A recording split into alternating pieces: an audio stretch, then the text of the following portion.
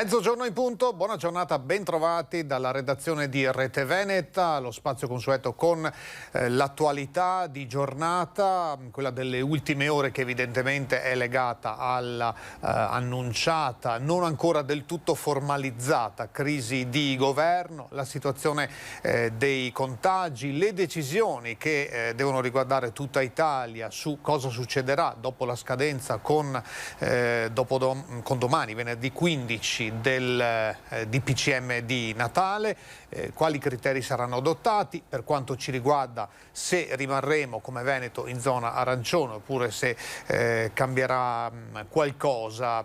Tanti i temi sul piatto evidentemente, come di consueto alle 12:30 il collegamento con Marghera per l'aggiornamento odierno, ulteriori commenti e considerazioni da parte del Presidente della Regione per quanto riguarda chiaramente il Covid, ma anche la situazione generale politica. Allora, in attesa dei nostri collegamenti oggi con Vicenza, Gabriella Basso e con la redazione di Padova per affrontare alcuni di questi temi, ma anche alcune notizie di cronaca delle ultime ore, partiamo dal bollettino di ieri pomeriggio, il bollettino delle ore 17 di Azienda Zero, dove registriamo un'ulteriore discesa complessiva dei casi. Siamo scesi a 80.683 grazie a solo 821 nuovi casi positivi. Abbiamo avuto molte settimane con più di 3.000 casi e un numero maggiore, molto maggiore evidentemente, di guariti. Siamo già a 204.143. Sale ancora purtroppo la conta dei morti, 7.714. Su questo, anche con una visione grafica, torneremo tra poco perché è già pronta in collegamento da Vicenza la nostra Gabriella Basso. Buongiorno Gabriella. Sì, buongiorno a te, ai telespettatori di Rete Veneta, ben ritrovati anche oggi. Allora, Gabriella, immagino che uno dei temi da strada, diciamo così, di dibattito questa mattina sia questa crisi di governo. Sì, abbiamo sentito i vicentini al riguardo e devo dire che sono tutti quelli che noi abbiamo sentito, ovviamente che non è un campione statistico, però che comunque già dà l'idea assolutamente di quello che è il pensiero dei vicentini, e devo dire che tutti sono rimasti allibiti, costernati da questa crisi di governo. Tutti quelli che abbiamo sentito ci hanno detto che assolutamente è una crisi di governo fuori luogo e anzi hanno in maniera anche pesante, devo dire, tra virgolette, condannato Renzi per questo strappo politico. Chi diciamo pensa che comunque sicuramente questo governo debba andare a casa, comunque ritiene che non era questo il momento di farlo, anche se Renzi ha le sue ragioni, non era questo il momento opportuno per fare questo strappo politico, e c'è il timore per alcuni che effettivamente si arrivi addirittura ad elezioni anticipate. Dunque credo sia un umore diffuso, perché ho la sensazione, anche sentendo altre redazioni, altre città, che un po' sia questo il trend. Invece Gabriella, c'è un'importante operazione della Guardia di Finanza di Vicenza. Sì, una importante operazione perché ancora una volta, nonostante tutte le attività svolte in tema di contrasto a chi non rispetta le regole dell'anti-Covid, continua l'operato della Guardia di Finanza anche su altre tematiche. In particolare in questo caso parliamo dei furbetti del reddito di cittadinanza o della pensione di cittadinanza. Sono ben 13 le persone che sono finite nella rete dei finanzieri, e sono persone tutte quante che bene o male hanno in qualche modo un reddito anche cospicuo, cioè che aveva edifici addirittura e terreni, chi era addirittura capo di un amministratore di una cooperativa, insomma persone, soggetti, uomini e donne che in realtà non avevano nessun diritto a percepire il reddito di cittadinanza e che adesso dovranno restituire, perché ci sono stati fatti anche ovviamente dei sequestri al riguardo, proprio per ritornare di quanto percepito in maniera indebita, presentando ovviamente documenti che erano stati insomma falsificati o comunque contraffatti e comunque non rispecchianti quella che è stata veramente la realtà patrimoniale, economica delle persone. Sono anche 4 persone proprio della zona del Bassanese e quindi direttamente legate a voi della redazione di Bassano. Ecco, sì, è un'operazione, mi pare, Gabriella, che non è iniziata oggi, ma addirittura la scorsa No. primavera, no? Sì, esatto, sì. È come sempre queste operazioni hanno bisogno di molto tempo, perché devono essere acquisiti tutti i documenti, devono essere fatti i riscontri e ovviamente confrontati il reddito, il patrimonio, e è un'analisi documentale abbastanza consistente prima di arrivare poi alla scoperta effettiva, cioè diciamo alla denuncia effettiva delle persone. È un'indagine che, appunto, come ti dicevo, nonostante il Covid, vengono comunque portate avanti regolarmente dai finanzieri. Ecco, vedo alle tue spalle un discreto traffico, no? Per essere Sì, zona arancione.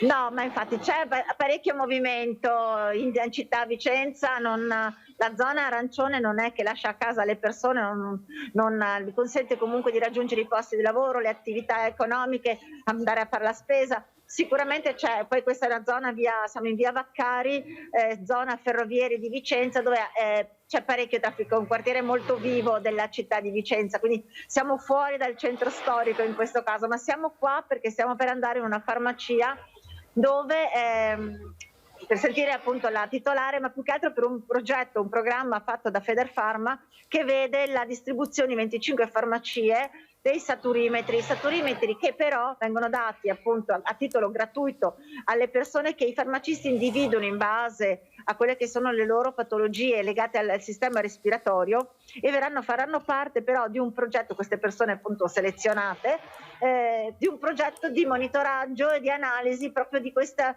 grazie all'utilizzo del saturimetro, delle patologie legate appunto alla respirazione. Un progetto fatto dalla Società Italiana di Pneumologia. Saturimetri che però poi rimangono ovviamente in possesso a titolo gratuito appunto dei soggetti che vengono selezionati. Insomma, anche oggi una giornata con molti spunti, di cui poi avremo un ampio resoconto nel telegiornale di questa sera. Grazie Gabriella, buon lavoro. Grazie a voi e buon lavoro. Lasciamo dunque Vicenza, tra poco andiamo a Padova, ma intanto vi porto con un paio di fotografie nel Trevigiano, perché è arrivata una segnalazione dei carabinieri di Cison di Valmarino per caduta massi sulla provinciale 635 del passo San Boldo. Ieri sera verso le 20:30 è stato chiuso il transito per questioni di sicurezza. Si è lavorato per sistemare, ecco c'è un'altra foto, eccola qui, sistemare parte della strada. Da stamattina si sta verificando lo stato di sicurezza della carreggiata, perché la caduta di massi, insomma, li vediamo piuttosto robusti. Questa caduta non si è ancora fermata. Dice la provincia di Treviso che la caduta potrebbe essere stata determinata dalla presenza di neve o ghiaccio o dallo smottamento per il passaggio di fauna selvatica, che in quella zona è molto frequente. Il transito tra le province di Treviso e Belluno è bloccato, si sta lavorando per ripristinare quanto prima la viabilità. Dunque questa come notizia di servizio. A proposito di transiti, in attesa della prima pausa pubblicitaria, diamo anche questa notizia, ne abbiamo parlato ieri sera nel TG Bassano, del fatto che il Ponte Vecchio, o Ponte degli Alpini come preferite chiamarlo, è rimasto aperto regolarmente al traffico nonostante da ieri fosse annunciata la chiusura. Ebbene, oggi il Comune di Bassano ha dato un'altra conferma. Da mercoledì 20 gennaio, dalle ore 8 del 20 gennaio fino alle 17 del 12 febbraio, il ponte sarà chiuso 24 ore su 24, perché l'appaltatore, l'azienda che sta lavorando, la Inco, ha necessità di occupare l'intero camminamento del ponte per tutta la durata delle attività previste, che sono quelle sostanzialmente della posa del pavimento e delle rifiniture del ponte. Ci sarà il servizio bus navetta gratuito, con la navetta che partirà ogni 20 minuti dal parcheggio Gerosa, passando per Via del Cristo, Via Ognissanti, Via Verci, Campomarzio, Piazzale Cadorna, Ponte Nuovo, Viale Scalabrini, Via Angarano, Via Macello e poi indietro Ponte Nuovo, Viale De Gasperi fino al parcheggio Gerosa. Frequenza ogni 20 minuti. Da mercoledì 20 il servizio di bus inizierà alle 8 del mattino e terminerà alle 8 di sera, oppure c'è chi si attrezza, fa un giro più lungo a piedi oppure in bicicletta per passare da una parte all'altra del Brenta a Bassano. Questo come ulteriore notizia di servizio. Adesso breve pausa pubblicitaria, tra poco torniamo con Focus TG.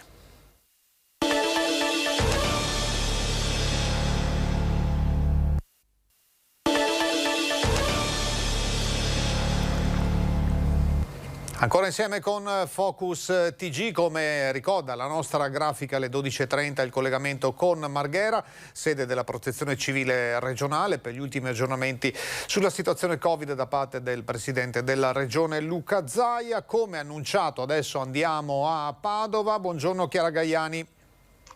Buongiorno Mirko e buongiorno ai telespettatori. È una giornata freddissima qui a Padova, non so se Infatti anche... avevo il dubbio se tu fossi da qualche altra parte del globo, invece no, ma un po' di sole forse contribuisce a renderlo meno pungente. Sì, però il risveglio vi assicuro che è stato insomma gelido nel Padovano.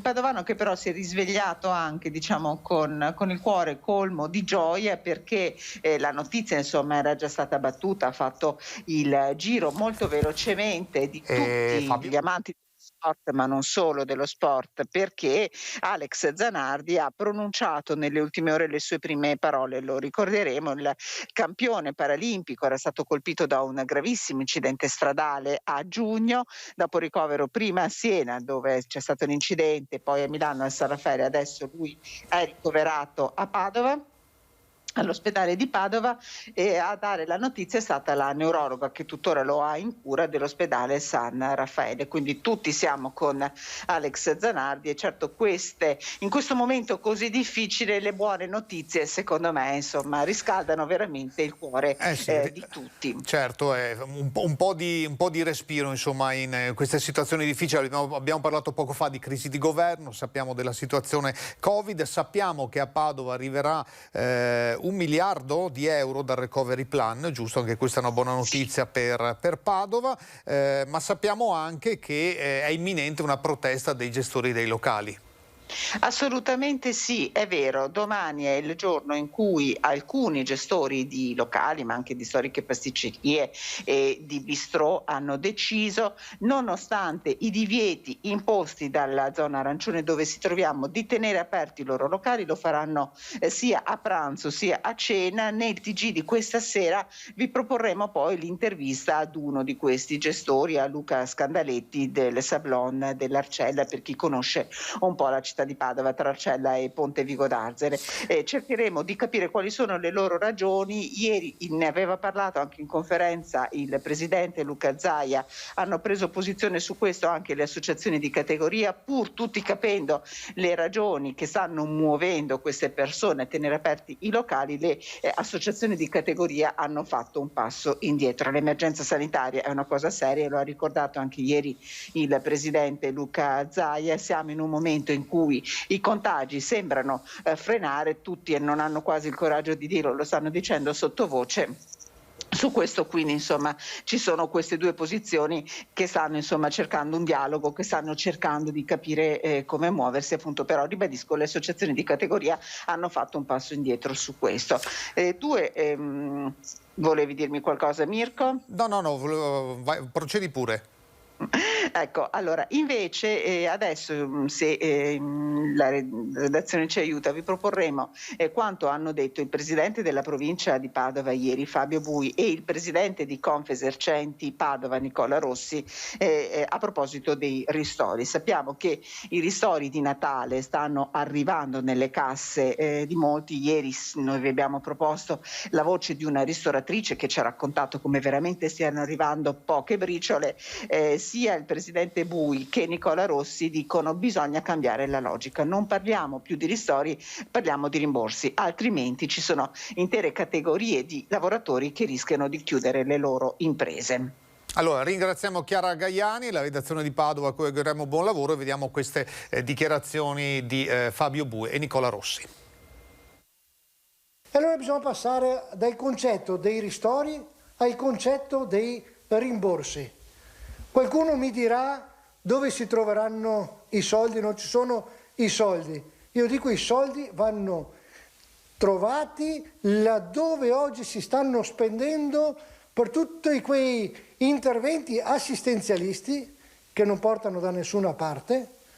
Mi riferisco al buono ferie, al buono monopattino, al buono bicicletta, al buono pasto, che oggi non creano sviluppo, ma ci abituano ad un assistenzialismo che non potrà portare da nessuna parte.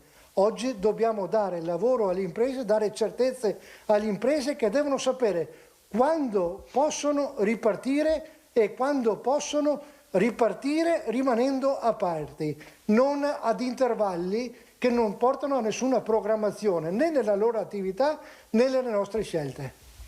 Le nostre imprese hanno, come dire, subito la pressione forte economica di questo lockdown prima lo scorso anno nei mesi di marzo-aprile, però hanno chiuso sapendo di fare un qualcosa di pubblicamente utile. L'aspetto sanitario è fondamentale, è primario rispetto a qualsiasi altro aspetto. Poi si è riaperti in sicurezza, si è riaperto rispettando tutti i vincoli, tutti gli obblighi possibili. E poi però è arrivata l'estate, c'è stato tutto quello che c'è stato e l'innalzamento purtroppo dei casi che abbiamo avuto nell'autunno. Oggi siamo di nuovo in una situazione difficile perché le nostre attività sono chiuse, noi siamo ligi assolutamente, rispettiamo quello che DPCM, rispettiamo tutte quelle che sono le normativizzazioni in merito, perché la salute pubblica viene prima di tutto, però ora bisogna aiutare queste imprese, bisogna che cambiamo il termine ristori in come dire, rimborsi, e la finiamo di parlare di un parametro relativo al mese di aprile 2019-2020, aprile 2020 su aprile 2019, non parliamo più di bimestri, trimestri, qui il problema è il fatturato 2020, come si è contratto il fatturato 2020 sul fatturato 2019. Ecco, gli interventi di rimborso vanno fatti proprio in questa ottica. Vedremo poi cosa deciderà il governo, se ancora avremo un governo nei prossimi giorni, nelle prossime settimane. Ci sarà, ma forse dimissionario, insomma cerchiamo di seguire la situazione. Intanto siamo alla seconda pausa pubblicitaria, ancora tra poco con Focus TG.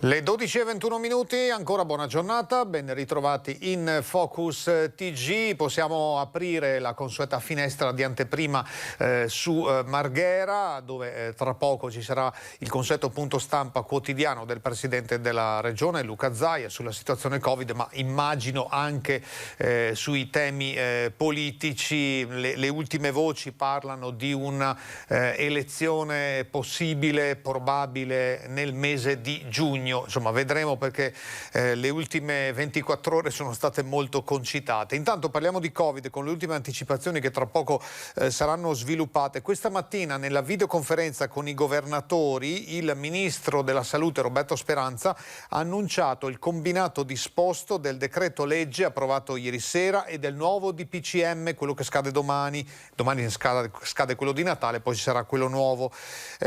Questo testo sta per mettere in arancione praticamente tutta l'Italia a partire da domenica con i nuovi parametri. Sapevamo che comunque il weekend sarebbe stato arancione per tutta Italia, questo era stato deciso subito dopo l'Epifania con il cosiddetto decreto Ponte, poi in questa settimana da lunedì fino a domani alcune regioni in arancione come in Veneto, altre in giallo, ma sembra si vada verso una stretta. L'anticipazione è stata data dal vicepresidente della Conferenza delle Regioni, presidente della Regione Liguria, Giovanni Toti, in collegamento con Rai 2. Non credo che gli italiani possano restare con le loro attività chiusi in casa e vedere un governo che traccheggia nella speranza di trovare 7-8 voti al Senato. Questo come commento a margine evidentemente della situazione. Il ministro Speranza nel suo intervento con le regioni, questo è un altro lancio dell'ANSA, ha sottolineato come i dati europei siano in significativo peggioramento. Lo si apprende da fonti accreditate. La situazione non può essere sottovalutata, lavoriamo insieme tempestivamente per anticipare le restrizioni per evitare una nuova forte ondata. Questo vuol dire, da quanto si capisce, soprattutto arancione, ma a questo punto non si esclude che per qualcuno possa voler dire anche zona rossa. Ci sarebbe anche una zona bianca, ma dice ancora il Ministro è un segnale per il futuro. Nella zona bianca si entrerà in base ad una serie di condizioni. 3 settimane consecutive con un'incidenza sotto i 50 casi per 100.000 abitanti.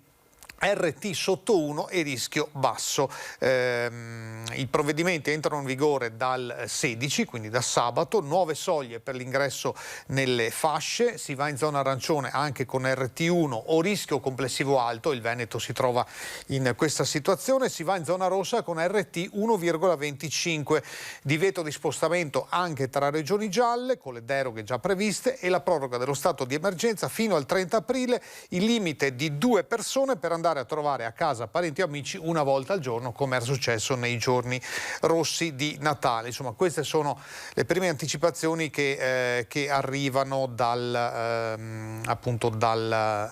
fonti accreditate, dice l'ANSA, per quanto riguarda il futuro provvedimento. Allora, parlavamo di questo allentamento in attesa di collegarci con Marghera. Vediamo la situazione dell'ultimo periodo. Ebbene, questa è la curva del Veneto, gli attualmente positivi. Insomma, c'è stato il picco che è stato raggiunto poco prima di Natale e poi è cominciata questa discesa. Ora siamo ai livelli in cui eravamo a fine novembre, un mese e mezzo fa. Ma l'obiettivo ovviamente è tornare a quello che abbiamo vissuto a giugno, luglio, insomma praticamente con 0 casi. Quindi immaginiamo che questa discesa della curva sarà molto lenta. La curva ci ha messo quasi 2 mesi a salire vertiginosamente, quindi al contrario dobbiamo sperare che siano almeno altri 2 mesi per avere una discesa, a meno che non succeda diversamente, ma l'esperienza precedente di marzo ci dice diversamente. Vediamo il dato anche con la curva, quindi con l'evoluzione la vediamo in un'altra forma, quindi c'è una discesa costante, cioè ogni giorno sempre meno, ma è chiaro che questa tendenza, poi questo trend deve continuare per essere interessante. Vi mostro anche le singole province del Veneto, eccole qui, con i colori diversi. Allora, il rosso è la provincia di Padova, il nero è la provincia di Verona. Il verde scuro, questo verde scuro è Treviso, che ha avuto un calo più repentino di altre province, poi c'è la provincia di Venezia con il viola, il verde chiaro invece è Vicenza e le province che sono più in basso sono quelle di Rovigo, giallo e Belluno, celeste. In tutte quante insomma c'è una tendenza alla riduzione. Vediamo anche la situazione dei ricoveri, adesso la troviamo, eccola qua, i ricoverati. Qui non c'è ancora una discesa robusta perché la curva dei ricoveri sale dopo e scende dopo rispetto a quella dei contagi. È molto più oscillante però rispetto a quella dei casi attualmente positivi. La linea più in alto è evidentemente quella del totale, poi ci sono con la linea rossa l'area non critica e più in basso ci sono gli ospedali di comunità e le terapie intensive. Rimaniamo comunque su numeri ancora abbastanza robusti, diciamo così, pur con un calo, ma vedete che negli ultimi 10 giorni ci sono state comunque delle oscillazioni, leggere discese, poi leggere risalite. È chiaro che c'è un carico di nuovi ricoveri e poi uno scarico, cioè le dimissioni o dimissioni per guarigione o purtroppo, come in tanti casi è successo, dimissioni invece per decesso. Però il saldo comincia anche qui a mostrare un segno di inversione. Vediamo se adesso la ritroviamo, eccoci qui. Allora, confrontiamo i mesi, gli ultimi mesi. Insomma, gennaio abbiamo già 13 giorni ed è già un numero significativo, ma già segna complessivamente un'inversione rispetto a dicembre. La colonna blu sono la media dei nuovi positivi al al giorno, siamo arrivati a più di 3.500 casi nel mese di dicembre, adesso siamo a poco meno di 2.000, 1.987, che è comunque il doppio rispetto a quello che avevamo a ottobre. Come dicevo prima, bisogna continuare ancora per settimane ad applicare le regole, il distanziamento, la mascherina, l'igiene delle mani, anche le restrizioni probabilmente che ci sono state a Natale, giorni di zona rossa e arancione hanno contribuito. Gli effetti però si vedono dopo 2 o 3 settimane. La colonna rossa sono i negativizzati e finalmente col mese di gennaio la colonna rossa ha superato la colonna blu, cioè ci sono più negativizzati o guariti rispetto ai nuovi contagi, e questo fa scendere ovviamente il totale degli attualmente positivi. Scende, ma è comunque importante, la quantità dei morti al giorno, la media dei morti al giorno. Siamo arrivati a 91 di media al giorno nel mese di dicembre, siamo scesi a 55, certamente una buona notizia, ma bisogna appunto continuare, e c'è questo -8 di ricoveri al giorno, appunto la media è questa, ci sono sempre meno ingressi in ospedale, anche se continua a esserci un movimento. Vi porto adesso, in attesa del collegamento con Marghera, proprio sul dettaglio, perché sono le 12:30, quindi restiamo pronti affidandoci anche alla puntualità del Presidente e del suo staff. Vediamo proprio dal report di ieri pomeriggio, adesso avremo i dati aggiornati, la situazione dei ricoveri: 2.951 in area non critica, 358 ancora in terapia intensiva. Avevamo superato di poco i 400 rispetto al bollettino precedente. Qui la colonna segna 0, quindi la terapia intensiva ieri sostanzialmente è rimasta stabile, ma ci sono meno 40 casi in area non critica, che è comunque un'area dove si muore, perché questo lo confermano i sanitari, non è che si muore solo dopo essere entrati in terapia intensiva, si muore anche nei reparti non critici, che comprendono anche le terapie subintensive. In ogni caso il Covid, come raccontano tante testimonianze di persone più o meno famose, insomma, che ci hanno avuto a che fare, è una malattia subdola che sembra lasciare segni anche dopo. Allora, facciamo vedere Marghera, grazie a Fabio Verini in regia con Cristiano Facca. Marghera è tutto pronto con lo schieramento dei microfoni, ma ancora non si vede nemmeno la traduttrice della lingua italiana dei segni, che è di solito il segnale che utilizziamo per... qui sono movimenti, ma ancora non ci riguardano. Quindi facciamo così, vediamo se abbiamo ancora già delle comunicazioni per vie brevi. Non ancora. Allora facciamo così, pronti ad interromperlo. Il servizio sull'alta velocità, ne parlavo prima nel collegamento con Padova, è stato approvato in Consiglio dei Ministri con l'astensione di 2 ministri di Italia Viva, ormai dimissionaria del governo, il recovery plan, 1 miliardo di investimenti per l'alta velocità e la nuova linea del tram, ed è soddisfatto il sindaco di Padova, Sergio Giordani. Alta velocità Brescia-Padova e seconda linea del tram. A Padova arriva 1 miliardo di euro di investimenti, secondo le previsioni di spesa stilate nella bozza del Recovery Plan. Un progetto che porterebbe nei prossimi anni anche ad un cambiamento radicale della stazione con interventi di riqualifica. C'era bisogno di un segnale concreto, ha commentato il sindaco Giordani, felice di questa notizia, frutto di oltre 2 anni di lavoro, 4 viaggi a Roma e di un incontro in estate a Padova con il ministro dei trasporti Paola De Micheli. Tutti assieme abbiamo costruito un accordo per far arrivare il più presto possibile l'alta velocità, per fare modifica alla stazione, per trovare un accordo per far sì, non parlo della Ronda Sud, ma parlo di un'alternativa perché il merci non transito non devono transitare attraverso la stazione. Questa non è la realtà che verrà domani mattina, ma sarà molto accelerata con questa disponibilità economica. È motivo di grande soddisfazione. Ora non è il momento di polemiche, ma di continuare a lavorare per la città, ha detto Giordani, che in questi giorni è impegnato anche a definire gli spazi cittadini da mettere a disposizione per la campagna vaccinale. Martedì sera, insieme ai responsabili dell'USL 6 e al presidente della Camera di Commercio Sant'Ocono, ha effettuato un sopralluogo al padiglione 6 della fiera, dotato di grandi spazi e di parcheggio. Sembra essere il luogo adatto per svolgere le vaccinazioni di massa sui cittadini. ma voglio solo aiutare la sanità. È importantissimo fare vaccinazioni, bisogna darsi da fare tutti quanti, dobbiamo fare squadra tutti quanti insieme, senza polemiche. Vaccini presto, il più presto possibile, se no l'economia col cavolo riparte. Prima la salute e poi il lavoro, e ne usciamo. Se facciamo tanti vaccini, a volte in maggio, giugno siamo a posto, per cui diamoci tutti da fare, evitiamo le polemiche, facciamo i vaccini.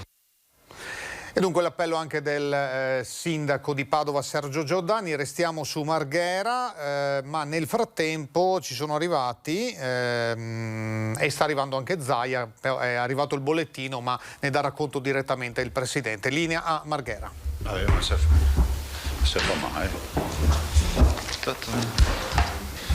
Buongiorno, darei subito inizio. Allora, andiamo anche veloci. Tamponi, a mia destra sono 3.527.074 tamponi molecolari, a sinistra i rapidi che sono 2.202.987. Sono sostanzialmente 2.076 positivi trovati nelle ultime 24 ore, così riassumibili. Abbiamo fatto 41.197 tamponi e il tasso di positività è del 5%. Era il 4, 5, insomma vedete che i dati si stanno abbassando. I positivi oggi sono 79.825, anche qui abbiamo un abbassamento dei valori. I positivi dall'inizio sono 293.795. I ricoverati sono 3.220. Così distribuiti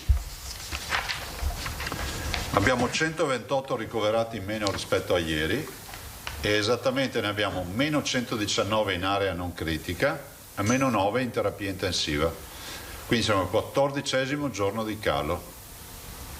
Lo vedete anche evidente per 119 dimissioni e 9 di terapia intensiva.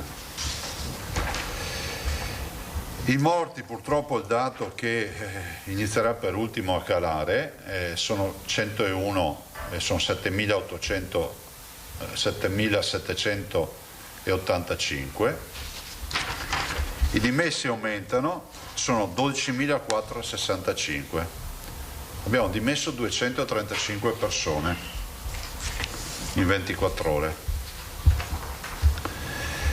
Vaccini. Abbiamo già somministrato 87.147 dosi che equivalgono al 75% del magazzino. Considerate che il magazzino per noi peserà un po' per 2 o 3 giorni perché stiamo accantonando per fare i richiami in via prudenziale, perché se non dovesse arrivare la fornitura la prossima settimana dobbiamo avere vaccini per i richiami. Quindi vedrete la percentuale che scenderà un po' in questi giorni per poi tornare al 100%, perché da lunedì iniziamo a somministrare i richiami che abbiamo accantonato in virtù del fatto che si compia il 21° giorno della prima somministrazione. Sono arrivati i vaccini Moderna o Moderna, come qualcuno li chiama, e sono arrivate 7.800 dosi, saranno dedicate esclusivamente agli over 80.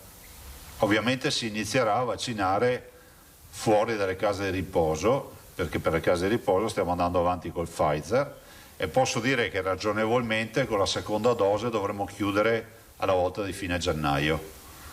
Quindi le popolazioni target, ospedali, che sono 60.000 dipendenti, e case di riposo, altri 60.000, 30.000 ospiti e 30.000 operatori, dovrebbero vedere la chiusura della vaccinazione con la seconda dose a gennaio. Aggiungo anche che l'adesione degli ospedali è oltre il 90%, quindi un'adesione assolutamente importante, e sulle case di riposo un po' più bassa, però siamo sempre sull'80%.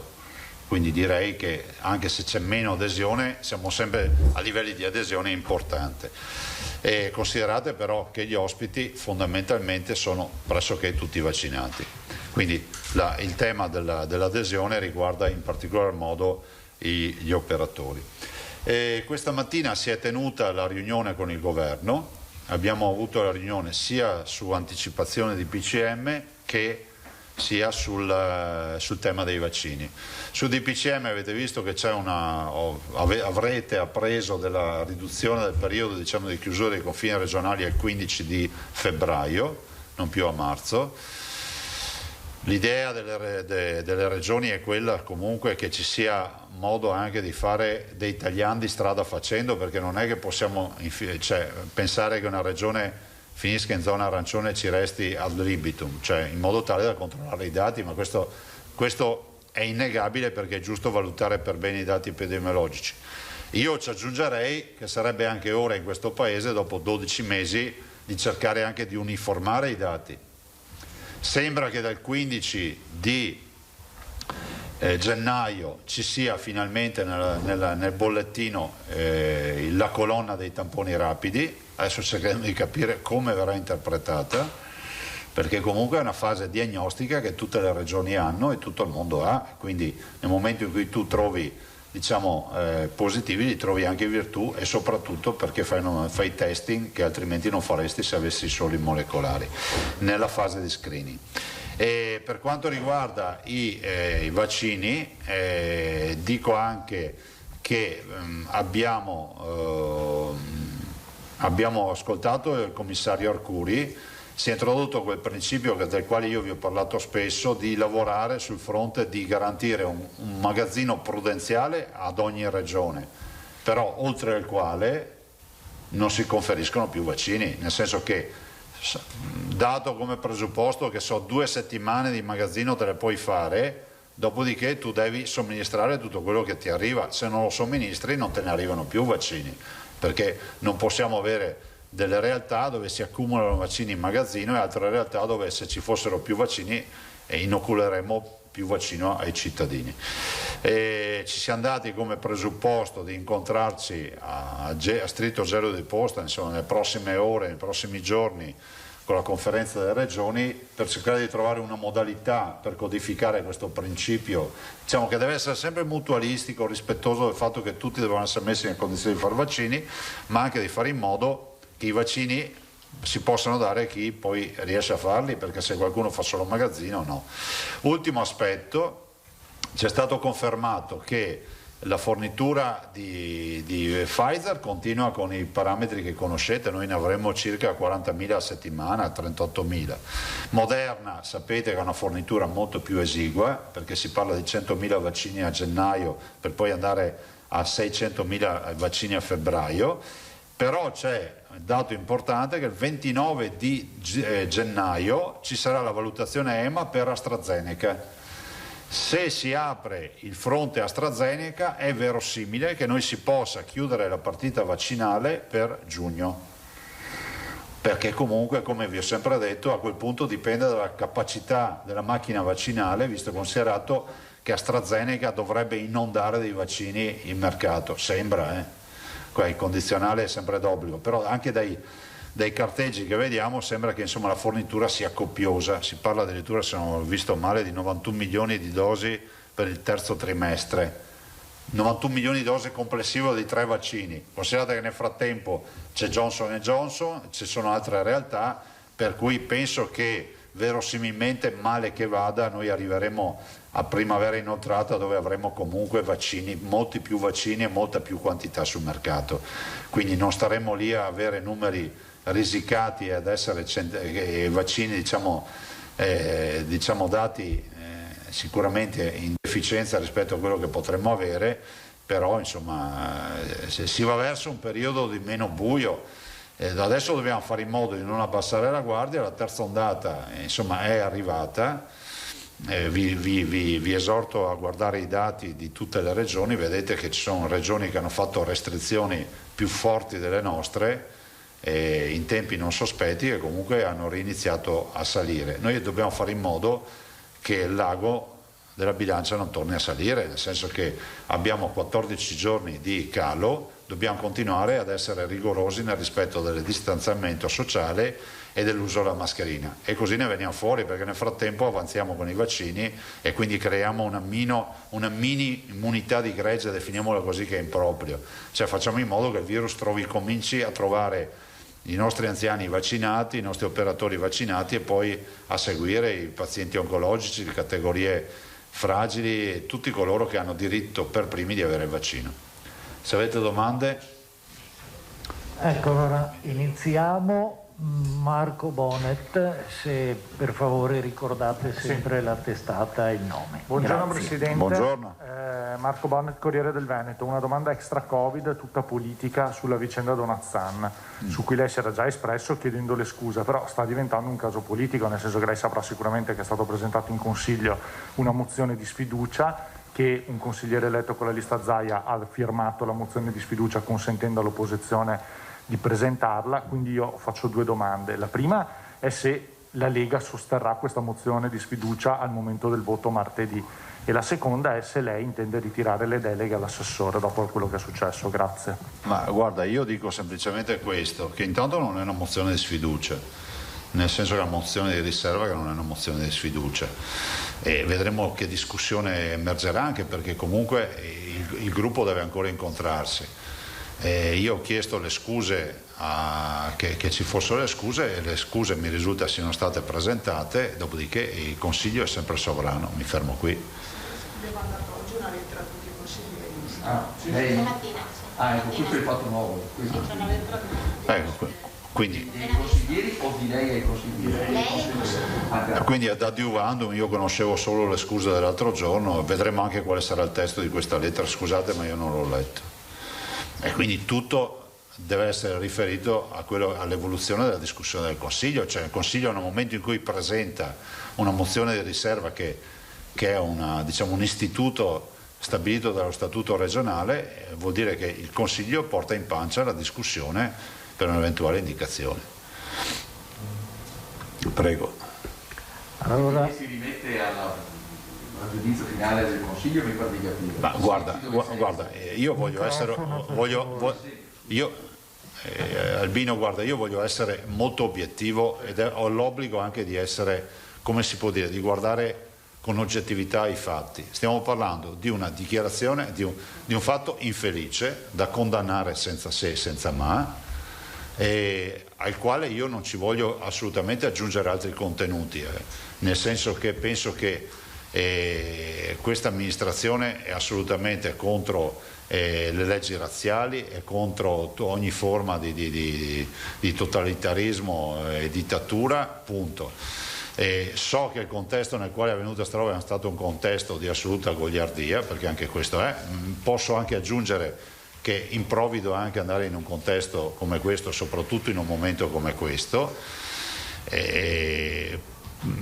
Punto, mi fermo qui, nel senso che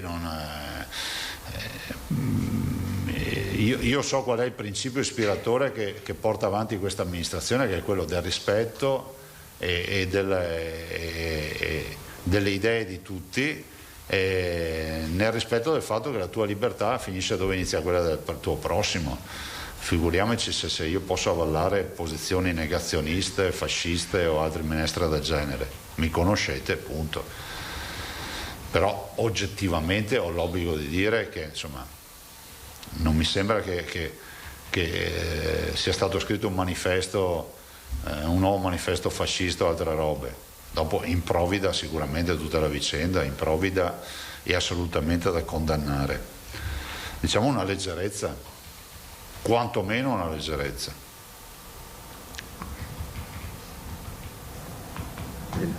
Possiamo andare avanti, prego collega.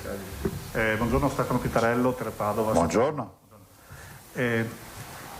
Volevo capire, con l'atmosfera che c'è a Roma in questo momento e in tutta Italia, come sia stata un po' la riunione quest'oggi con la conferenza, se in qualche modo sia pesata molto questa situazione. No. E capire anche, parlava di tagliandi da costruire nel corso del periodo, se anche questi tagliandi, diciamo, possano pesare in qualche modo in questa situazione? No, guarda, allora l'atmosfera è stata quella di sempre, oggettivamente. Non so se è dettata dalla tranquillità dei nostri interlocutori o dal fatto del senso di responsabilità. Comunque, guardate, l'atmosfera è stata quella di sempre. Le regioni sono solide e sono qui a cercare di governare questo processo. Per quanto riguarda i tagliandi, ne ho fatto io accenno con voi per un semplice motivo, che se fosse rimasto soprattutto il termine del 5 marzo, voi capite che tu non è che puoi chiudere una porta e buttare via le chiavi fino al 15 di marzo, perché accade di tutto nel bene e nel male. Quindi penso che sia doveroso avere allineamento dei dati e che siano uniformi, cosa che ancora in Italia non sta accadendo, perché l'abbiamo visto con l'incidenza. Noi non possiamo paragonare l'incidenza tra regioni quando sappiamo che l'incidenza deriva dal numero di tamponi. Dall'altro la necessità di capire che quando una zona viene attribuita a una regione, questa zona deve avere anche un minimo di come si dice, di approfondimento nel tempo, per evitare che una regione ci resti mesi in una zona. Tutto qua, insomma, però con molto senso di responsabilità, insomma, siamo davanti a un'infezione che, al di là che magari per strada non si veda, ma si sente forte negli ospedali.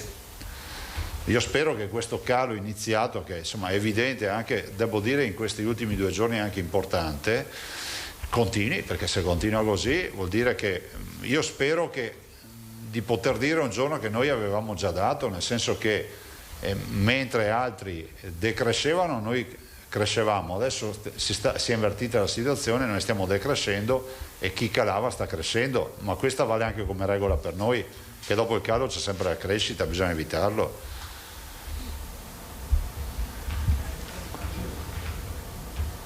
Ok, se il collega ha finito proseguiamo con Mosca. Sì, buongiorno Presidente Mosca. Buongiorno. Il nuovo Terraglio. Mi scusi, appunto a questo proposito, lei infatti in tempi non sospetti aveva parlato di una curva del virus che sarebbe stata sempre ondeggiante, cioè con forse siamo in questa fase che lei aveva già previsto. Ma volevo sapere un attimo, oggi siamo giovedì, non so se ci può anticipare, ma questo famoso RT nel Veneto quant'è in questo momento? 0,95, una roba del genere, 96. 0,96 con immagine per 95. 0,96, 0,95. Per cui diciamo che siamo sempre in arancione. Ecco, per quanto riguarda invece... No, diciamo che saremmo in giallo, però valutata l'incidenza e l'alto rischio siamo in arancione. Ok, sì è vero, era sopra l'1. E invece volevo chiedere, per quanto riguarda le regioni chiuse, la chiusura delle regioni, adesso io non so se mi sfugge qualcosa, ma però se uno vuol farsi un giro a Venezia, cioè una famigliola eccetera, sì, non può farlo? No, per turismo no, solo per raggiungere la seconda casa. Ecco, però c'è anche un dato io non so i confini, però se uno arriva in aereo, un turista può muoversi rispetto alla località che ha, dove c'è la prenotazione. Prenotato, per cui paradossalmente se io abito a Roma e prenoto a Venezia un albergo, posso comunque andarci? Questo non lo so. Ma questa cosa qui, anche perché... non lo so, nel senso la possiamo chiarire adesso, sono tutte nuove norme. Domanda perché tutti quanti si pongono questa domanda, anche perché Venezia in questo periodo noi sappiamo che abbiamo il carnevale. C'erano molte prenotazioni anche non solo dall'estero ma tutta Italia, che le sa benissimo si fanno di anno in anno per il periodo anche di appartamenti, perché ci sono degli abitué del carnevale che ovviamente questa però che avevano già prenotato ovviamente l'anno precedente, perché sono abitué però alcuni appunto chiedono, ma non si può andare se uno ha già prenotato, già pagato? Rispondiamo con una FAQ da parte dell'avvocatura, nel senso che cercheremo di capire cosa hanno scritto, scusi.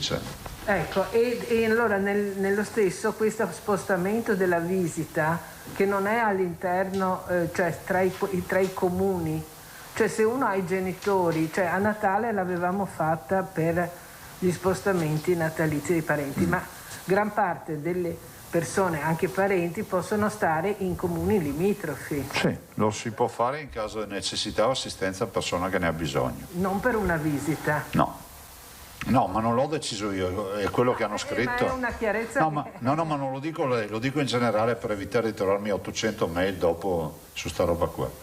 Ok. Stiamo parlando di un provvedimento nazionale, non della regione. Sì, certo. Quindi guardi, facciamo fare un approfondimento per questi due quesiti, quindi il tema del turismo e il tema delle visite a parenti fuori comune. Lo scriviamo. Grazie. E se l'avvocato Botteo mi ha ascoltato ha detto di sì, quindi faremo i due quesiti.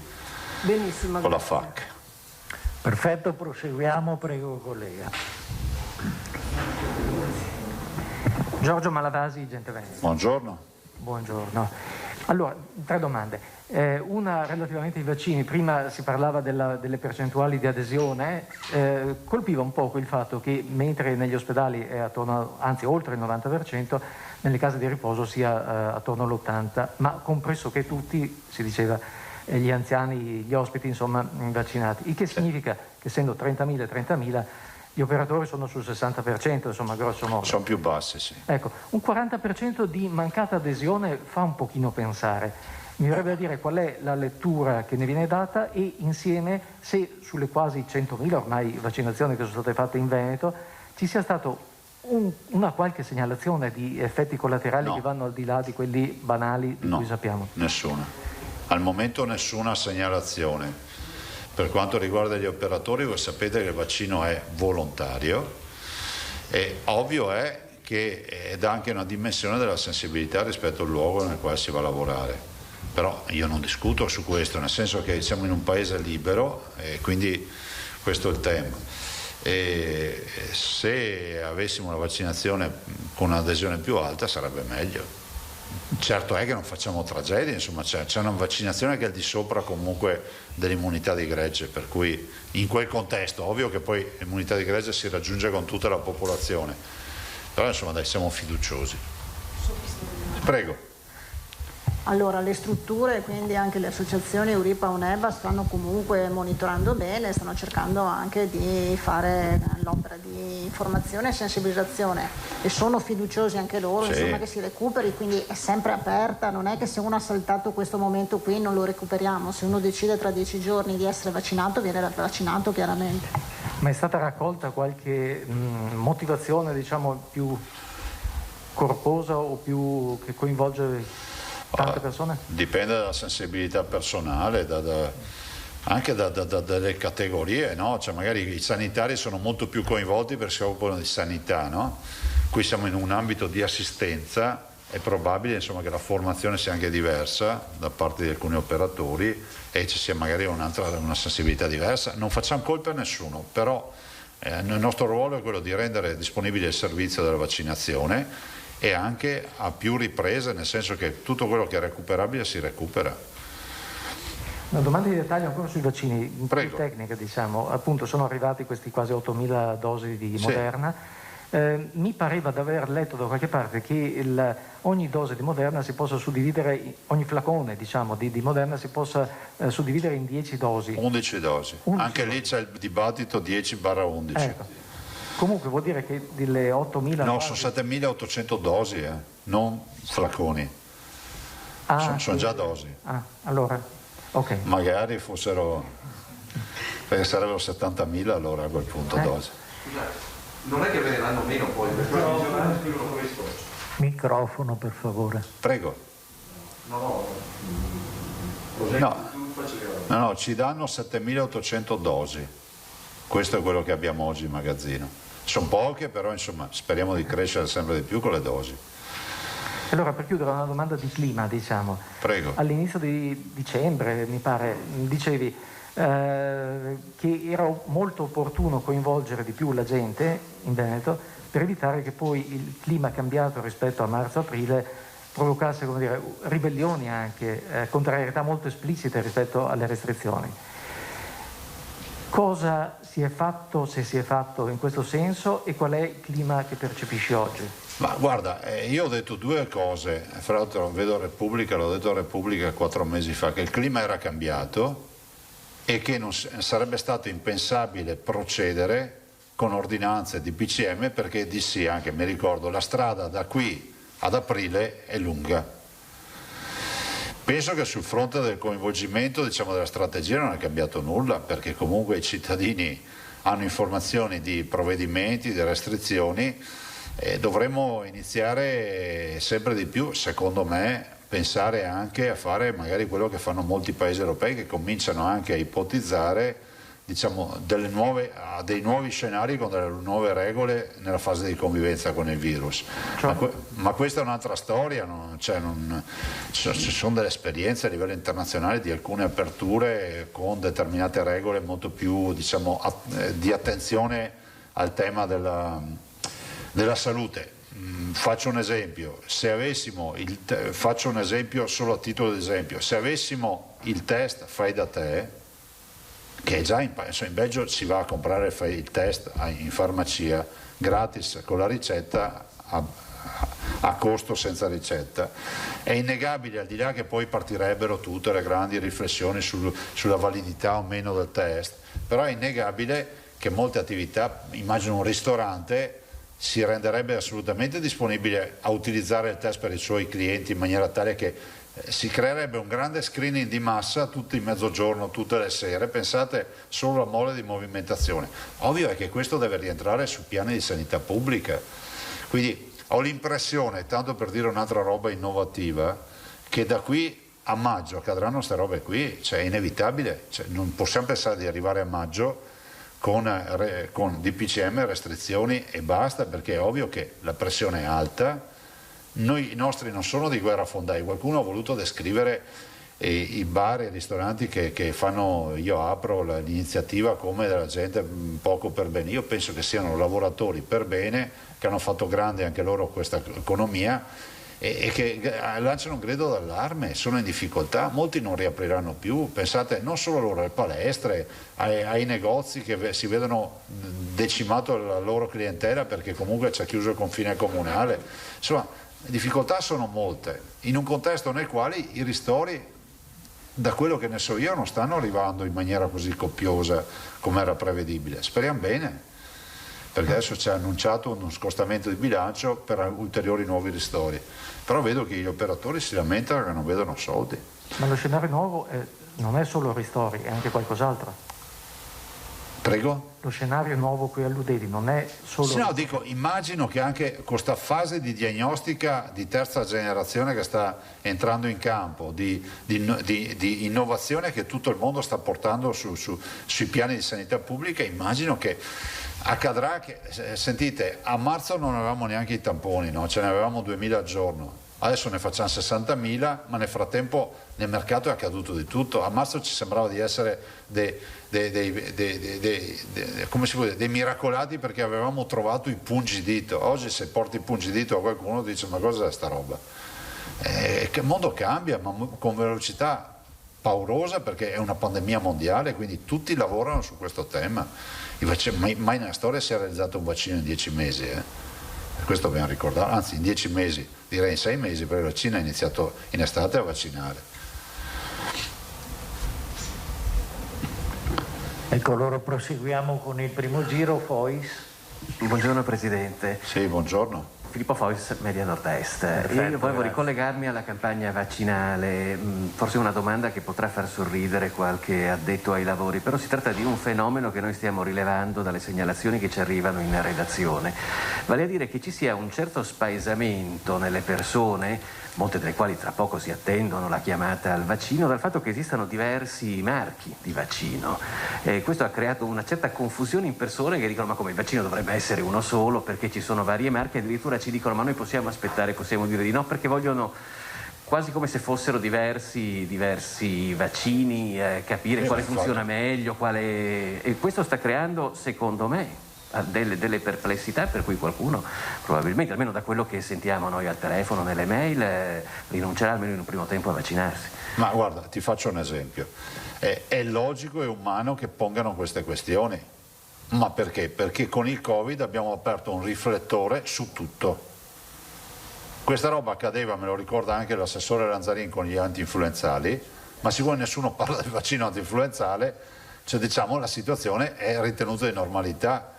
Cioè, allora, se pensate che questo è un coronavirus, se pensate che stiamo parlando di un vaccino contro il coronavirus, e se pensate che la famiglia più o meno è sempre quella dei virus, tra i virus diciamo respiratori, cioè alla fine immagino che tra qualche anno, quando comunque avremo superato questa fase della mega informazione e tutto, qualcuno dirà: da dove vai? Vado a farmi il vaccino per il Covid. Guardate che finirà così, vado a farmi il richiamo per il Covid. E quando ci facciamo l'antinfluenzale non ce n'è uno, cioè, anche lì è così. Poi domani ci sarà il professor Palù e penso che sia una ottima giornata, un'ottima occasione per tutti i veneti che vostro tramite avranno le informazioni. Faremo a lui questa domanda, se ci sei domani, e vi darà uno spaccato di perché sono tanti, perché poi diverse imprese lavorano per il loro vaccino. È così con i farmaci, no? Ti viene il mal di testa, quante pasticche abbiamo per il mal di testa? C'è l'imbarazzo della scelta, ma tutte te cavo il mal di testa. Perfetto, Pettenò. Curzio Pettenò, Rai TGR Veneto. Buongiorno. Buongiorno Presidente. È preoccupato di questa crisi politica che si innesca ad una crisi sanitaria e come si sta affrontando anche rispetto alla riunione di questa mattina questo intreccio tra crisi politica e problema sanitario che c'è, che rimane un'epidemia, una pandemia e coinvolge non solo il nostro Paese? Beh, quest'anno con questa vicenda ci mancava solo la crisi politica. Diciamo che è il momento più sbagliato per avere una instabilità di governo. Spero si risolva velocemente. Penso che le soluzioni siano ormai chiare a tutti: o ci sarà un Conte Ter, quindi un nuovo governo Conte, o ci sarà un nuovo Presidente del Consiglio incaricato, o ci sarà ovviamente l'opzione del centrodestra. Punto. Immagino che alle elezioni non si andrà. Lei è contrario alle elezioni proprio perché siamo in una fase pandemica o per altre motivazioni? Ma guarda, io ho sempre dichiarato che le elezioni sono sanificatorie, ma in questo momento qua immagino che se ci fossero sarebbe uno scenario veramente problematico, sia da un punto di vista di regole di sanità pubblica che per un paese che entrerebbe in un tunnel che durerebbe quanto? Un paio di mesi almeno prima di poter avere una nuova classe dirigente e avere un nuovo governo. Per quanto riguarda appunto la realtà attuale, di come gestire questa situazione nel confronto tra governo e regioni, come questo proseguirà con una situazione perlomeno di incertezza del governo in attesa di come si evolverà la crisi? Ma guarda, io penso che qui ci sia un vantaggio, che le regioni sono stabili e solide e sono performanti, per cui il governo si ritrova un interlocutore che qualora vi fossero dei rallentamenti o qualcuno che tira il freno a mano, il nostro interlocutore a regioni tirano sempre, per cui il confronto c'è, stamattina c'è stato. Ovviamente poi vedremo gli sviluppi rispetto ai nostri interlocutori, se saranno quelli ancora in futuro oppure ci saranno altri interlocutori. Di certo la regione non si ferma. Lei vorrebbe altri interlocutori o le stanno bene quelli che ci sono? Ma guardate, queste sono scelte che non devo fare io, le fa il Parlamento queste scelte e il Capo dello Stato qualora vede che non c'è più una maggioranza. Io so semplicemente che dobbiamo uscire da questo incubo e non abbiamo necessità di divagazioni sul tema.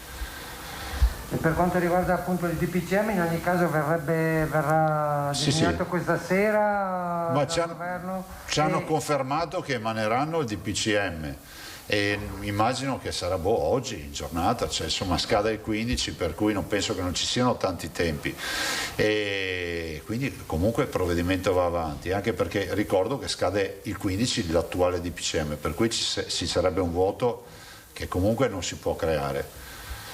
Su questo DPCM che oggi vi è stato illustrato, che giudizio dà anche rispetto poi alla cabina, resta la decisione della cabina di regia rispetto a quanto dice il CTS e ci sarà domani questa valutazione. Allora, lei come vede questo quadro che c'è adesso? Premetto una cosa, che noi non abbiamo visto il testo finale, ho letto anch'io come voi le agenzie o le home page dei giornali. Dico che i governatori hanno detto sempre che chiedono da sempre una scelta che sia dettata da parametri scientifici e che quindi l'Istituto Superiore della Sanità sia parte centrale di questo tema. Evitiamo divagazioni sul tema, come vi ho detto, evitiamo di sentirci dire ad ogni piè sospinto era meglio rossa, era meglio arancione, fate di più, fate di meno, perché davanti a un problema nazionale e internazionale ci vuole una realtà scientifica. E questo è quello che abbiamo detto, dopodiché vedremo la ricaduta. Abbiamo chiesto, ve lo dico, abbiamo chiesto a più voci la possibilità di rivedere ad esempio il tema dell'asporto per i bar, questo sì, ve lo confermo. Sapete che è negato l'asporto dopo le ore 18, consideriamo che i bar, nel rispetto delle regole di non creare assembramenti, di non fare in modo che l'asporto diventi vendo lo spritz in piazza e quindi diventa un finto asporto, possano e debbano poter anche loro fino alle 22 poter praticare l'asporto come fanno i ristoranti. Lei prima rimane l'indicazione delle fasce colorate, sì, cromatiche per regione. Lei però dice, almeno l'ha accennato prima, sarebbe meglio trovare invece un'indicazione nazionale? No, non ho detto questo. Io ho detto semplicemente che l'Istituto Superiore della Sanità attribuisce le aree e le zone. Ricordo ai cittadini e anche a me stesso che le zone sono state decretate con un decreto di ottobre e la scelta è stata fatta di comune accordo per evitare il lockdown, perché la soluzione l'alternativa alle aree è il lockdown, scelta ad esempio che ha fatto la Germania adottando il lockdown ed è in lockdown dal 16 di dicembre, o la Gran Bretagna che è in lockdown ormai da un mese e parla di cessazione del lockdown a marzo. Perciò lei dice devono rimanere le fasce regionali o è da rivedere Ma sarà l'Istituto Superiore della Sanità che decide se la misura a quel punto debba diventare nazionale oppure no. Io so che noi abbiamo un'attribuzione di area arancione che avremo, immagino, per un paio di settimane, come accade in tutte le realtà. Grazie. Prego. Allora manca ancora un collega per chiudere l'ultimo giro, se si può avvicinare a un microfono, prego, premi quello. Grazie. Buongiorno Presidente, Marco Lacava, Radio Wellness.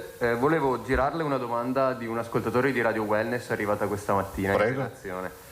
Nelle scorse settimane è stata ventilata a livello nazionale l'ipotesi di inserire pazienti oncoematologici tra i soggetti a rischio da sottoporre a vaccinazione Covid con priorità. Questo è ancora un argomento di cui si discute o è stato accantonato? Per noi è una priorità. Sì, noi li abbiamo inseriti, mi ricordo, ne abbiamo parlato anche stamattina, fra l'altro. Con l'inizio degli over 80 abbiamo anche le persone appunto oncologiche con patologie insomma che richiedono quindi questa priorità. Quindi sostanzialmente la priorità di leggere a quella degli ospedali e delle case di riposo. A seguire, ovvero praticamente nell'immediatezza, gli over 80 e gli oncologici. Tra l'altro abbiamo avuto anche una stima, mi sembra, 7.000, 11.000. So che stamattina ho visto anche una stima delle vaccinazioni. Grazie. Per un secondo giro si sono prenotati Salmaso e Bonet e Malavasi. Buongiorno Presidente. Buongiorno. No, c'è una curiosità che mi piacerebbe chiarire se fosse possibile. Allora, lei giustamente ha sempre sostenuto che la Regione Veneto, come tutti i governatori, si rimettono al verdetto dei tecnici e degli scienziati, però ci fa capire bene quali sono i meccanismi in base ai quali poi vengono decisi i parametri, perché cioè quello dell'incidenza dei positivi è stato inserito, da quello che abbiamo capito noi, da Brusaferro, ma è stato eliminato. Non c'è più.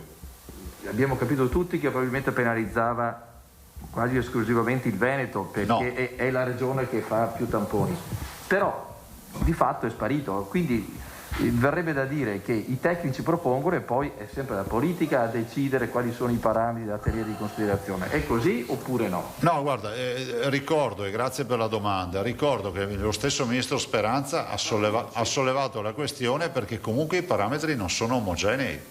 Quindi è impossibile pensare che il parametro dell'incidenza, perché il vero parametro dell'incidenza, sul quale io sono d'accordo, è rappresentato dal fatto che tu imponi ad ogni comunità una percentuale di tamponi sugli abitanti, e a quel punto guardi il dato. Ma io non mi posso confrontare una regione che fa 400 tamponi al giorno e io ne faccio 60.000. È impossibile.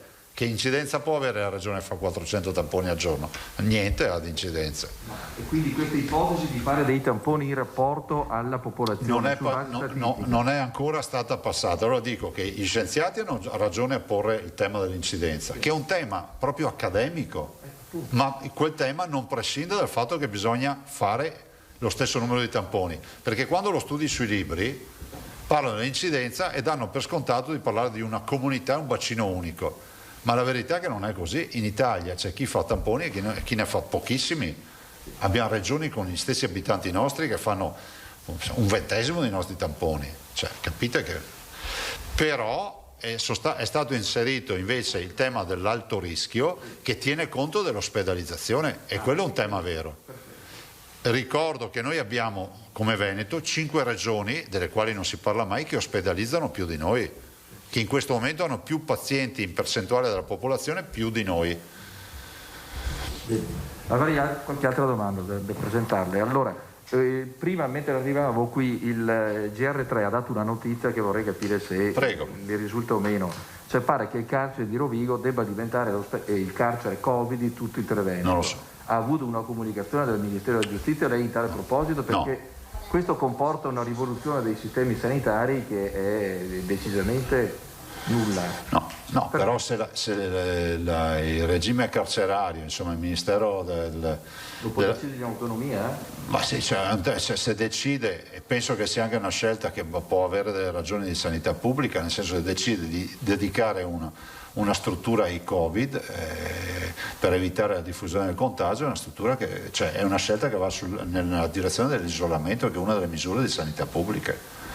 Come abbiamo fatto noi per le case di riposo, dove anzi l'assessore potrebbe spiegare cosa si è fatto per l'isolamento nelle case di riposo. Quando è che l'abbiamo approvato? No, ma noi il nostro piano di sanità pubblica era ancora il piano, quello della prima ondata, che prevedeva, quindi quello di marzo, che prevedeva nella fase appunto che ci fossero i nuclei isolati. Insomma, l'hanno fatto nella prima ondata, l'hanno fatto anche in questa seconda ondata, quindi vuol dire che svuotavano, non so, un piano, mettevano tutti i positivi e i negativi li lasciavano gli altri, quindi all'interno della struttura, ma con i setting separati, con i percorsi anche dello sporco e del pulito separati, e quindi insomma abbiamo applicato da ogni struttura. Chiaramente alcune hanno avuto più difficoltà perché logisticamente non sono strutture che erano in grado di farle, quindi in quel caso insomma hanno ricavato delle stanze. Si è diminuito l'entrata anche degli ospiti che hanno dovuto lasciare delle stanze libere proprio per dare incontro a questa esigenza.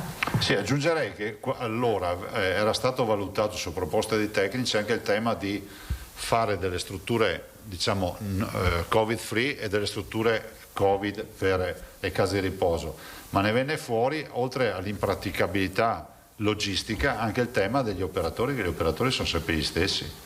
E siccome le case di riposo importano il virus, non è che se lo vanno a cercare, e quindi il tema centrale è quello dell'operatore, no? Bene, no. Però non ne sappiamo nulla. No, ho capito, sì. L'assessore si informa, adesso vi diciamo. Grazie. Altre due questioni, se posso. Lei prima ha fatto un elenco dei vaccini che ci sono, che abbiamo capito che Pfizer e Moderna sono ovviamente con l'RNA messaggero, gli altri hanno usato invece le tecniche più tradizionali, quindi i tempi sono molto più lunghi. Ecco, detto questo, ce n'è uno tutto italiano che è il Reitaera, che è stato messo a punto dallo Spallanzani, e c'è anche una collaborazione dell'Università di Verona. Il Veneto ha avuto un ruolo in questo certo. Startup, perché è una cosa che non abbiamo mai chiarito fino in fondo e che mi piacerebbe capire un po' più. Ne abbiamo parlato addirittura col professor Nocini, il magnifico rettore di Verona, era qui, è venuto qui a dire che iniziava la sperimentazione, per cui il Veneto ha un ruolo, però il vaccino adesso io non so quando sarà oggetto di valutazione EMA e poi AIFA, perché deve essere autorizzato. Penso sia già alla fase 2 comunque. Dicono maggio, giugno, insomma, vabbè. Però se vi serve un aggiornamento potrei invitare, penso sia la professoressa Tacconelli che sta seguendo, anzi è la professoressa Tacconelli che sta seguendo, la inviterò perché così vi dà un punto nave su Reitera. Sì, anche perché sennò pare che sia solo, almeno le è stato presentato con la Regione Lazio, quindi per questo l'avevo posto questa domanda. Sì, bravo ad esserti ricordato. Con il ruolo dello Spallanzani. Insomma. Ecco, l'ultima cosa riguarda la crisi di governo, senza ripetere questioni sollevate da colleghi, vorrei focalizzare l'attenzione sul recovery plan. Non so se lei ha avuto tempo di leggere le 160 pagine, ma la domanda è questa. Le regioni avevano posto al governo la necessità di un confronto preliminare prima che venisse approvato, o ora pare che questa cosa sia estremamente complicata. Qual è lo scenario che lei vede e cosa pensa si debba fare per trovare una sintesi che deve necessariamente passare per il Parlamento, ma che evidentemente non può tagliare fuori gli enti locali? Ma guarda, intanto c'è una fase parlamentare c'è una fase che può modificare radicalmente questo progetto. Dopodiché, diciamocelo fino in fondo, i bracci operativi nel territorio italiano sono rappresentati dalle regioni, perché quando tu parli di edilizia ospedaliera, chi è che fa gli ospedali? Siamo noi. Io dico che a questo recovery plan ci vanno affiancati poteri stile Ponte di Genova se vogliamo vedere gli ospedali realizzati con velocità. Ma lo dico semplicemente perché è un fatto di burocrazia. Guardate, abbiamo un esempio, mediamente un ospedale per essere realizzato in Veneto, e siamo efficienti, non ci si mette meno di 10 anni. E capite che 10 anni vuol dire che rischi di avere strutture vecchie quando sono realizzate. Quindi si può fare in fretta, nella legalità, con tutti i controlli del caso, mettendoci veramente anche degli elementi di comitati di garanzia. Il tema non è rubare, il tema è fare velocemente le opere.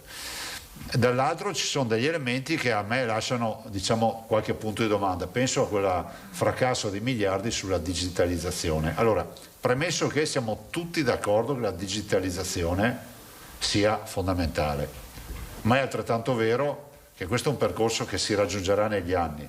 Noi in questa fase, come dopo una guerra, sulle macerie dobbiamo andare a costruire subito.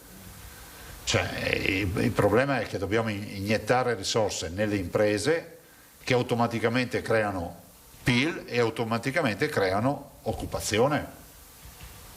La digitalizzazione è un tema irrinunciabile, ma penso che non ci dia i risultati sperati nel breve periodo, ma neanche nel medio. È fondamentale, se no siamo fuori dal mondo, se non abbiamo la fibra. Però in questa fase penso che sia fondamentale guardare in faccia la realtà. Quindi bisogna anche ridistribuire quindi le risorse in maniera diversa, mi pare di capire. Ma sì, guardate, la stagione delle opere pubbliche lo insegna l'economia, ma sul serio l'economia. L'Accademia ce lo insegna che le stagioni delle opere pubbliche hanno fatto ripartire i paesi.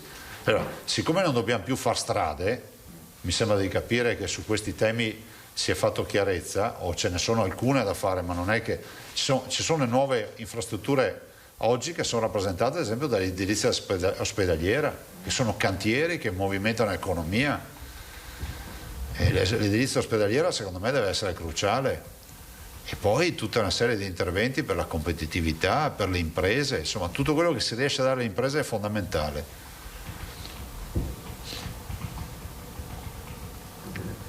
Io chiudo. Ecco, sì, collega Salmaso ha finito, toccherebbe a Bonet che passa, e quindi Malavasi. Una domanda tecnico-pratica. Prego. Terminando appunto in gennaio questa prima tranche di vaccinazioni per gli ospedalieri, case di riposo eccetera, e iniziando a inizio febbraio quella per gli over 80 e per altre categorie, in effetti come funzionerà praticamente, anche perché gli over 80 andranno, suppongo, chiamati a casa, e quindi pensando proprio all'ABC delle cose, di quello che succederà da spiegare alle famiglie che hanno un ottantenne, un over 80 a casa. L'assessore adesso interviene. Bene. Stiamo predisponendo la chiamata, iniziamo dalla corte del 1941 e poi andiamo a scendere. ULS per ULS. Con gli avvisi a chi del 1941 gli arriverà la lettera a casa, quindi poi a scendere 40, 30, 20, 39, 38, insomma a scendere, gli arriverà la lettera a casa con il giorno e il luogo dove andare. Ok. E quanti ne avete già scritte? Non ve lo so dire perché poi ogni singola azienda sono in totale, noi abbiamo calcolato insomma in base alla nostra anagrafe 350.000, dobbiamo togliere però quelli che sono dentro le case di riposo, che chiaramente alcuno è di 30.000 famoso dentro le case di riposo, però a noi risultano 350.000, bisogna togliere appunto, ripeto, quelli che sono dentro le case di riposo e sono over 80.